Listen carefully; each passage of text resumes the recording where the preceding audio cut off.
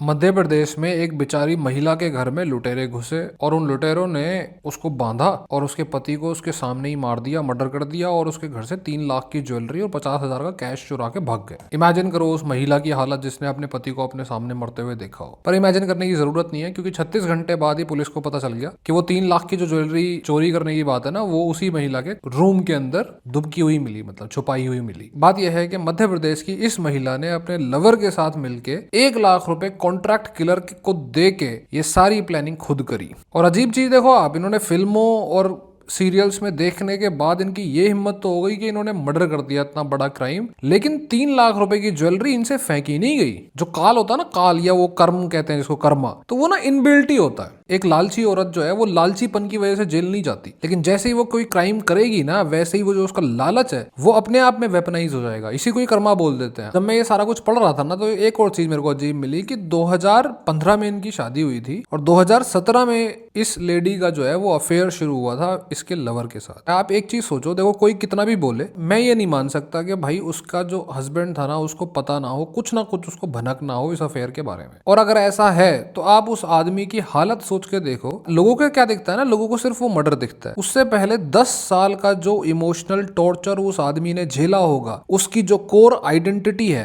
क्योंकि न्यूज के थ्रू ये भी पता चला कि तू मेरे लायक नहीं है, तू काला है, तू ये है, तू वो है, और उसकी जो कोर आइडेंटिटी है उस आदमी की, अपने हस्बैंड की, उसने वो कैसी तोड़ के रख दी होगी। वो लिटरली उसकी जो रियलिटी होगी, परसेप्शन ऑफ रियलिटी, वो बिखर के रह गई होगी। उसको at the end of the life शायद उसको ये भी ना पता हो कि सही गलत, रियलिटी, वर्चुअल वर्ल्ड, इनमें अगर डिफरेंस करना हो तो वो कैसे करे। वो मेंटल टॉर्चर जो है ना, वो अक्सर न्यूज की हेडलाइंस या उसके कंटेंट में आ नहीं पाता। क्यों आज के टाइम पे ऐसा है कि लड़के जो हैं वो शादी करने से दूर भागते हैं? कुछ लोगों को लगता है कि भाई रेस्पॉन्सिबिलिटी से दूर भागना चाहते हैं, जिम्मेदारी नहीं लेना चाहते। नहीं, मैक्सिमम लोगों के मन में जो है ना, वो इस बात का बहुत गंदा डर होता है। वो अक्सर बोल नहीं पाते अपने पेरेंट्स के सामने, समाज के सामने, लेकिन उनके मन में डर होता है। खुद सोचो यार कि अगर किसी की घरवाली का ऐसे अफेयर चल रहा हो, तो या तो वो जिंदा लाश बन जाता है या फिर वो बेशरम बन जाता है। दो ही ऑप्शन होते हैं। तो आप खुद सोचो कि भाई एक आदमी कुंवारा हो, खुश रहे, वो सही है या फिर एक जिंदा लाश बढ़िया है? अब शायद कुछ लोग बोलेंगे भाई डाइवोर्स ले ले, देश छोड़ के कुछ और नई जिंदगी शुरुआत कर,